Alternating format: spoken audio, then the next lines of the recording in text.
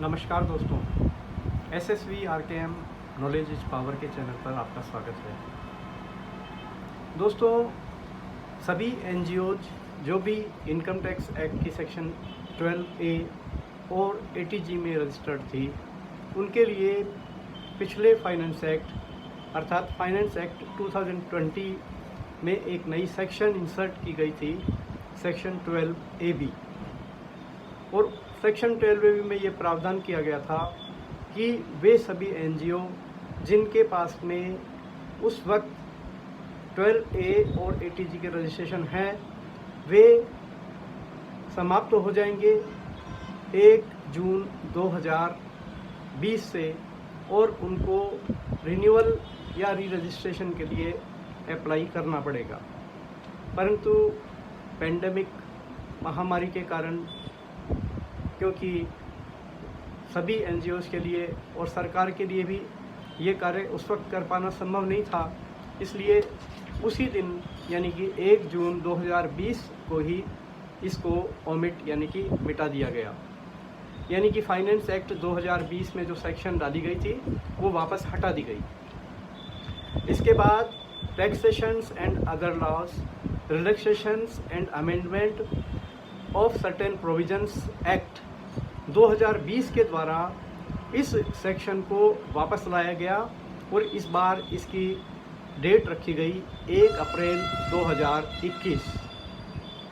परंतु दोस्तों, इस बार भी 1 अप्रैल 2021 के बाद में देश में पेंडेमिक की स्थिति क्योंकि बदतर हुई, इसलिए जो इसकी आखिरी तारीख थी 30 जून 2021, उसको भी अभी एक सर्कुलर नंबर 12 जो कि 25 जून 2021 को जारी हुआ है के द्वारा डेट को एक्सटेंड कर दिया गया है एक बार फिर से।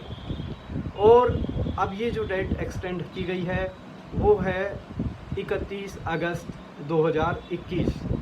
दोस्तों, इसका अर्थ यह हुआ कि यदि आपका कोई NGO है, इंस्टीट्यूशन है, हॉस्पिटल या एजुकेशनल इंस्टीट्यूशन है, चैरिटेबल ऑर्गेनाइजेशन है या रिलीजियस ऑर्गेनाइजेशन है और उसमें आप ऑलरेडी 12A या 12A और ATG में रजिस्टर्ड हैं, तो आप री अप्रूवल के लिए जा सकते हैं, जिसकी आखिरी तारीख है 31 अगस्त 2021। परंतु बीच में एक बात और आ गई कि 1 जून से लेके और 6 जून तक इनकम टैक्स डिपार्टमेंट ने अपनी वेबसाइट बंद रखी। उसका कारण यह था कि 7 जून को डिपार्टमेंट ने अपनी एक नई वेबसाइट लॉन्च की। बहुप्रचारित इस वेबसाइट को जब 7 जून को लॉन्च किया गया तो वह कुछ ही घंटों में क्रैश हो गई और उसमें बहुत सारी खामियां सामने आ गई। उसके बाद से लगातार उस पर वो लोग काम करते रहे और अभी यद्यपि वह काफ़ी हद तक उसको ठीक कर चुके हैं, लेकिन दोस्तों यस्टरडे यानी कि 2 जुलाई 2021 तक भी फॉर्म नंबर 10A, नया फॉर्म नंबर 10A जिसके द्वारा कि रिन्यूअल और रजिस्ट्रेशन का कार्य शुरू किया जाएगा, वह अभी तक अपलोड नहीं किया गया है।